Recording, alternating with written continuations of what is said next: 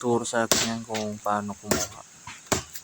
Kumbaga ako lang, do it yourself or DIY. Ganyan yung paraan ko dati pa.